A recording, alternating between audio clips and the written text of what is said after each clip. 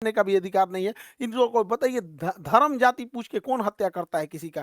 तो ये यही चाहता है कि हम लोग इंटरनल डिस्प्यूट में फंस जाए। दूसरा क्या चाहता है? कोई ना कोई तो इसका मकसद होगा। दूसरा ये चाहता है कश्मीर से पर्यटक हट जाए, इसीलिए ताकि कश्मीर में बेरोजगारी बढ़ जाए, महंगाई बढ़ जाए, तो युवाओं को अपनी ओर ये खींच सकता है। लेकिन हम लोगों को आगे प्रयास करना पड़ेगा और सरकार को भी, ताकि पर्यटन में कभी भी कमी आने नहीं दिया जाए। क्योंकि कश्मीर में जब से पर्यटन बढ़ा है, 370 हटा है, तो जो कश्मीरी को ये लोग 10,000 12,000 दे के पत्थर चलवाते थे, आज वो कश्मीरी पर्यटक में कोई नाव ले जा रहा है, कोई गाइड बना हुआ है, कोई घोड़े से किसी को घुमा रहा है, कोई अपना वहाँ दुकान चला रहा है। ऐसे करके वो कोई भी कश्मीरी छोटा मोटा बिजनेस करके 25-30 हज़ार रुपया अपने कमा रहे हैं। धीरे धीरे जब वो सेटल्ड हो जाएंगे तो अपना घर बनाएंगे, अपने बच्चों को पढ़ाएंगे, अपने लिए कुछ गाड़ी घोड़ा खरीदेंगे, फिर उनकी लाइफ होगी। तो वो कश्मीरियों को समझ में आएगा कि पाकिस्तानी उनका ब्रेन वॉश करते हैं। फिर उनको लगने लगेगा कि नहीं, हमको ये सब आतंकवादी पत्थर नहीं चलाना है, हमारा हंसता खेलता परिवार है। तो भारतीय सेना, भारत सरकार और 370 हटने के बाद बड़ी मेहनत से हम लोग ही गए। आज कश्मीरियों में पत्थर चलाने वाला इन चोट्टों को मिल नहीं रहे हैं सब,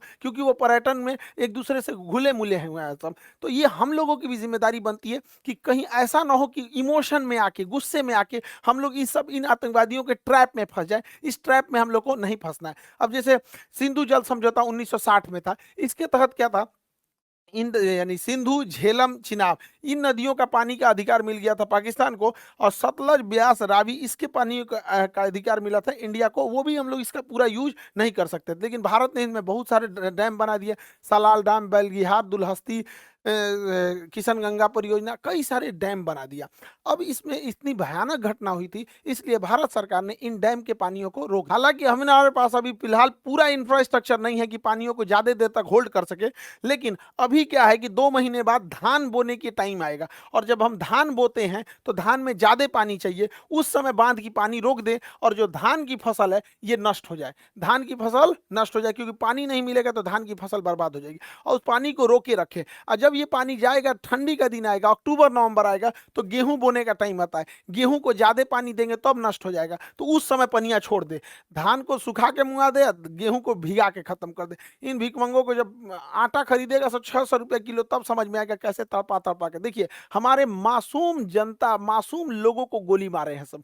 जो पर्यटक थे, इन्होंने कोई गलती नहीं किया, तो उन्हें मारे थे सब यहाँ पर। इसलिए हम लोगों का भी ये कर्तव्य बनता है कि सूद समेत उनको लौटा दिया जाए। बच्चा बच्चा पूछे कि अब्बा, पापा, मम्मी, आटा इतना महंगा क्यों हो गया, तब समझ जाएगा कि पानी रोक दिया है भारत वहां पर। ये करना चाहिए। और यहाँ पर बांध का इंफ्रास्ट्रक्चर बना के इन बांध को रेगिस्तान में, राजस्थान के थार मरुस्थल में इंदिरा गांधी के पैरेलल कई नहरें बना के रेगिस्तानी एरिया में भर देना चाहिए। यहाँ के रेगिस्तान में रहने वाले लोगों को पानी की बहुत किल्लत होती है, तो हम ये पानी अपने दुश्मन देश को क्यों दे, जब हमारे पास इंफ्रास्ट्रक्चर यहाँ, हालांकि हमारे पास अभी इतना इंफ्रास्ट्रक्चर नहीं है, लेकिन ये लॉन्ग टाइम है, रेगिस्तान में हम लोग को इन पानियों को भेज देना चाहिए। और जो भी पानी जो यहाँ पाकिस्तान जा रहा है, उसको जब हम इधर डाइवर्ट करेंगे, तो इस एरिया में, पंजाब और राजस्थान की इस एरिया में जो कागज उद्योग है, लुगदी उद्योग है, कार्टून बनता है, कागज बनता है, ये सब में सबसे ज्यादा पानी की खपत होती है। 2014 यूपीएससी में क्वेश्चन पूछा था कि सबसे ज्यादा पानी की खपत किसमें होती है, कागज एवं लुगदी उद्योग, ऑप्शन बी पे लिखा हुआ था।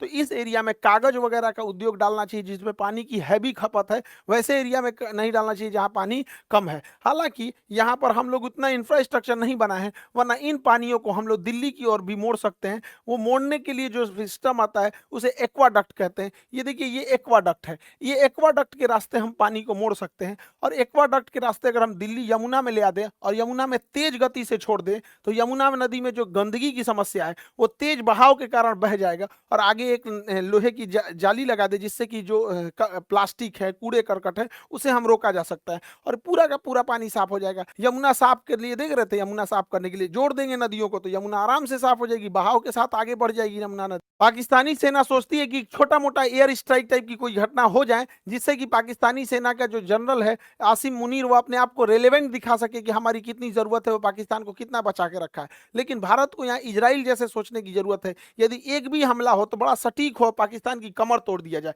पाकिस्तान में जो बिजली घर है, भारत यहाँ से जब हमला करे तो इसके बिजली घर को उड़ा दे, जिससे कि बिजली ही ना बन पाए। और जो ग्रिड होता है, ग्रिड जहाँ से बिजली डिस्ट्रीब्यूट होती है, ग्रिड ग्रिड उड़ा दे। अगर बिजली घर और ग्रिड उड़ गया, अगर 10 मिसाइल ग्रिड पे मारो, 10 मिसाइल मार देने दें यहाँ पे बिजली घर पे, पूरे पाकिस्तान में ब्लैकआउट हो जाएगा, सोचने समझने के टाइम ही नहीं मिलेगा। और इस गर्मी के टाइम पे अगर ब्लैकआउट हुआ यानी पूरी बिजली खत्म हो गई तो सारे स्कूल बंद हो जाएंगे, कॉलेज बंद हो जाएंगे, railway station, airport, industry, factory, company, दुकान, सारी चीजें ठप हो जाएंगी। उसके बाद जो इसकी ऑयल रिफाइनरी, ऑयल डिपो है, ऑयल डिपो जो है, ऑयल रिफाइनरी है, इसको उड़ा देने के बाद फ्यूल खत्म, जब फ्यूल खत्म हो गया तो ना स्कूटी चलेगा, बाइक, कार, टेम्पू, मोटरसाइकिल, कुछ भी आगे नहीं बढ़ पाएगा। ट्रांसपोर्टेशन को ही रोकना जरूरी होता है। जितने भी बड़े पुल होते हैं, जितने बड़े मेजर पुल हैं, इन पुल को अगर गिरा दिया जाए तो पुल को गिरा देने की वजह से ट्रेन भी नहीं चल पाएगी यहाँ से, और ना ही कोई बड़ी गाड़ियां जा पाएंगी। हालांकि ट्रेन को रोकने के लिए सबसे ज्यादा होता है जो बड़े जंक्शन होते हैं, उनके जंक्शन पॉइंट पे अगर बम्बार्डमेंट कर दिया जाता है तो ट्रेन का आवाजाही बंद हो जाता है। तो भारत सरकार को स्ट्रेटेजिकली हमला करना पड़ेगा और नीचे से नौसेना का ब्लॉकेज लगा देना है और ऊपर से धो देना है, ताकि अगर 2 दिन के लिए भी सर्जिकल स्ट्राइक होता है तो इसका बहुत लंबा इंपैक्ट पाकिस्तानी अर्थव्यवस्था में दिखना चाहिए कि अगले 10 साल तक पाकिस्तान उसकी भरपाई ही करते रह जाए। देखिए, कश्मीर से ही ज्यादा घुसपैठ इस होने का एक बड़ा कारण ज्योग्राफिकल टेरेन है। वहां ज्योग्राफी की जो बनावट है, एक पहाड़ है, उबड़ खाबड़ है, और इसमें इतने घने जंगल है, इतना घना जंगल है कि हाथी छुप जाती है इन जंगलों के बीच में। तो इसके बीच में आतंकवादी को छुपना तो बड़ा ईजी है। तो भारत सरकार को और सेना को एक कड़ा एक्शन लेना पड़ेगा। पर्यावरण जाए साइड में, यहाँ पे पहले देश की सुरक्षा जरूरी है। वहां पे जो बॉर्डर का एरिया है, लगभग 1 किलोमीटर चौड़ाई में जितने पेड़ हैं उन सबको साफ कर देना चाहिए। इन पेड़ को साफ कर देना चाहिए। जैसे देखिए, यहाँ पर कोई भी आतंकवादी छुप सकता है, यहाँ छुप सकता है, यहाँ छुप सकता है, यहाँ छुप सकता है, लेकिन ये जो बीच वाला एरिया है, यहाँ कोई आतंकवादी नहीं छुप सकता है।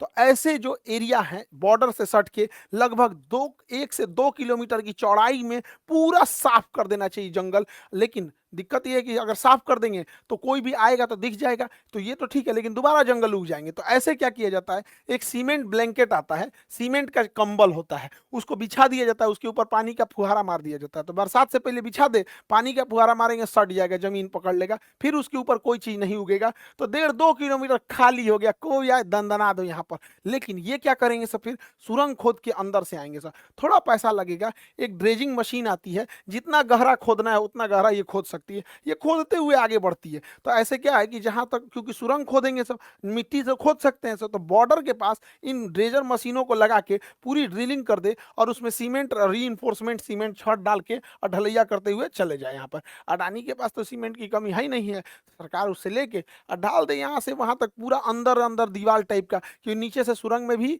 नहीं आ सकता। इससे क्या है कि थोड़े बहुत तक तो हम लोग रोक सकते हैं, ऐसा नहीं है कि कहीं से भी सुरंग खोद के वो आ सकता है। उधर पाकिस्तान का प्रधानमंत्री कहता है कि पानी रोक देने को एक्ट ऑफ वार कहते हैं। अरे बैल कहीं का, रोकने से पहले हमको ही पता था, तुम कौन सी एक्ट ऑफ वार करेगा। 71 में हम लोग मारे थे तुमको, 93,000 फौज छोड़ के गए थे। आइए तुम्हारा नया ये है, ये छर्रा को देखिए यहाँ पे, ये उसका पाकिस्तान का नया छर्रा है।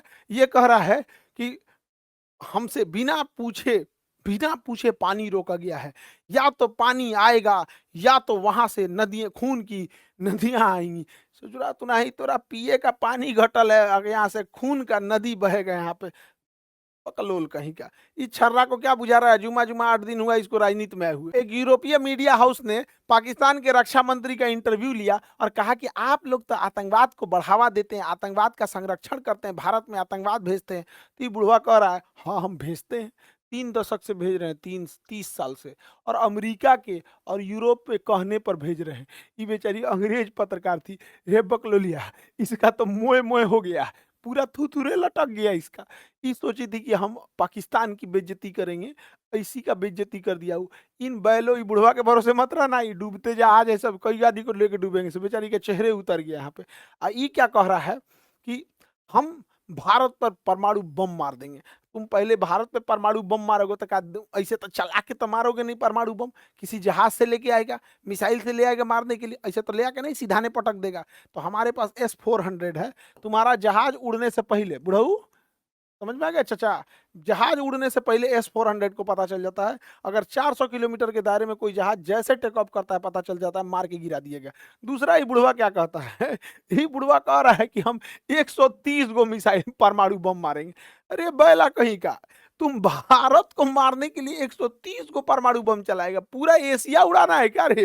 ये बुढ़ा सठिया गया है, इसको पूरा एशिया, हम लोग को कोई जरूरत नहीं है 130 परमाणु बम चलाने की, हम लोग के लिए 5 गो एनफ है। इधर ग्वादर, इधर कराची, इस्लामाबाद, मुल्तान, लाहौर, पेशावर यही 5-6 गो है, ये है काम खत्म यहाँ, 130 गो चलाएगा ये बैल कहीं का। देखिए भारत सरकार को टेक्टिकली सोचना पड़ेगा, कुछ खुफिया तरीके से। देखिए जो बंदूक की गोलियां होती हैं, अगर इनमें हम साइज थोड़ा-सा बड़ा कर दें, तो बंदूक के अंदर ही फट जाएगी। तो हम लोग जो पाकिस्तानी जो कश्मीर में गोलियां स्मगलिंग कर रहा है, उसके चेन में घुसना पड़ेगा। हमारी इंडियन आर्मी का एक कवर्ड ऑफिसर उस चेन में घुस जाए गोलियों की सप्लाई वाले में, और उन्हीं 1000 गोलियों के बीच में एक ऐसी गोली डाल दे जिसका साइज थोड़ा सा बड़ा हो। अगर थोड़ा सा साइज बड़ा हो तो बंदूक के अंदर ही फट जाएगा। नहीं तो इन गोलियों को गर्म करके बेच दे, पानी में उबाल देने के बाद इसके अंदर का बारूद काम नहीं करता है, उसके बाद ये गोली चलाएगा तो ठक ठक बोलेगा, गोली नहीं निकलेगा। तो धीरे धीरे धीरे धीरे कैसे नकली नोट मार्केट में आ जाता है तो पता नहीं चलता है। उसी तरह नकली गोलियां पहुंचा देना है, जो साइज में बड़ी हो तो बंदूक फाड़ देगी, नहीं तो उबला हुआ रहेगा, पानी में उबाल देंगे उसके बाद सुखा देंगे तो पता कौन चीज चलेगा कि अंदर का बारूद काम नहीं कर रहा है। 1000 के बीच में से 100 गो गोली ऐसे ही ना निकाल दे तो ये हो जाएगा। लेकिन हम तो कहते हैं सरकार से कि एक छोटे साइज का नैनो चिप बनाइए, माइक्रो चिप बनाइए, जो जीपीएस सिग्नल दे सके, जीपीएस सिग्नल दे सके, और इन बंदूक के पीछे बट में या कहीं पे भी उसको इंस्टॉल कर दे। उस जीपीएस सिग्नल देने वाले को जहां भी इंजीनियर देखे, सब कोई सुटेबल जगह, उसके जगह पे उसको इंस्टॉल कर दे, और स्मगलर के थ्रू, अपने ही स्पाई खुफिया एजेंसी के थ्रू उन आतंकवादियों में बंटवा दे राइफल। अब ये ससुरा राइफलवा में जीपीएस लगल है, अभी जहां जहां आतंकवादी जाएगा सब ना, वो जीपीएस ट्रैक करते रहेगा।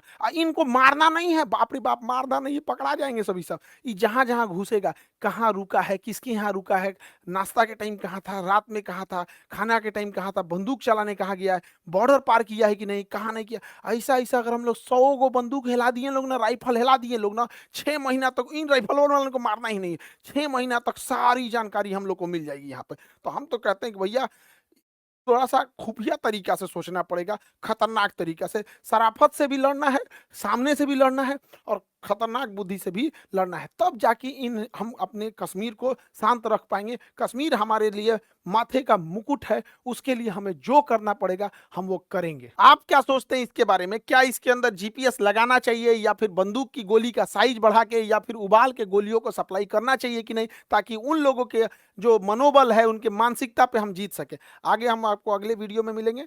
जय हिंद।